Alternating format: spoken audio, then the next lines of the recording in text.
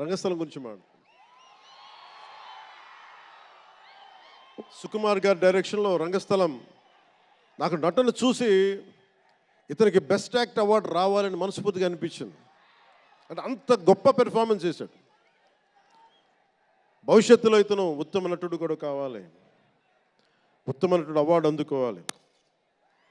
ఎందుకంటే తనకి ఇక్కడ పెరగల, ఆంధ్రాలో పెరగల, కీలకమైన సంవత్సరాలన్నీ తమిళనాడులో పెరిగాడు, కొంత హైదరాబాద్లో తెలంగాణలో పెరిగాడు.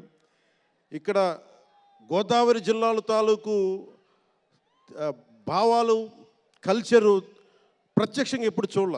అవన్నీ తెలియకుండా ఆ క్యారెక్టర్లో ఇమిడిపోయి కొన్ని తరాలుగా గోదావరి తీర ప్రాంతంలో పుట్టిన వ్యక్తిగత యాక్ట్ చేసిన విధానం చూస్తే నాకు అమితంగా నాకు నచ్చింది.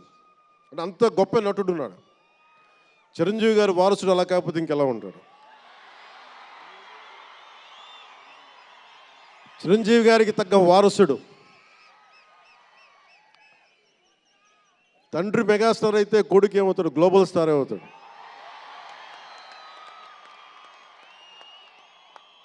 అంటే చిరంజీవి గారిని ఎందుకు అంటే ఎక్కడ గుర్తు పెట్టుకోవాలంటే, అంటే నాకు మా అన్నయ్య అంటే ఎందుకు గౌరవం, మొన్న కూడా ఇంట్లో అప్పుడప్పుడు చెప్తా ఉంటాం. ఆయన ఒక మొగల్తూరు నుంచి వచ్చిన వ్యక్తి, ఎవరు ఆధారం లేరు. మీరు ఇంతమంది లక్షల మంది ఇక్కడ ఉన్నారు, జనం ప్రజలందరూ ఉన్నారు.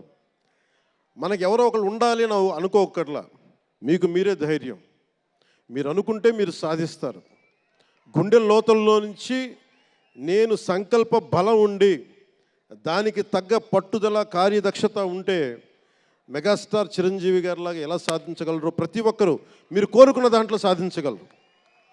అంటే ఆయన ఒక్కడు పెరిగి మా అందరికీ ఆశ్రయం ఇచ్చాడు, ఊతం ఇచ్చాడు. ఆయన ఊతం వల్లే నేను ఈ రోజున మీ అందరికీ కూర్చొని మారుమూల ప్రాంతాల్లో భయపడడానికి, అందరూ భయపడే రోడ్లకి వెళ్ళగలుగుతున్నాను, రోడ్లు వేయడానికి. అంటే ఆ మూలాలు చిరంజీవి గారు మాకు నేర్పించినాయి.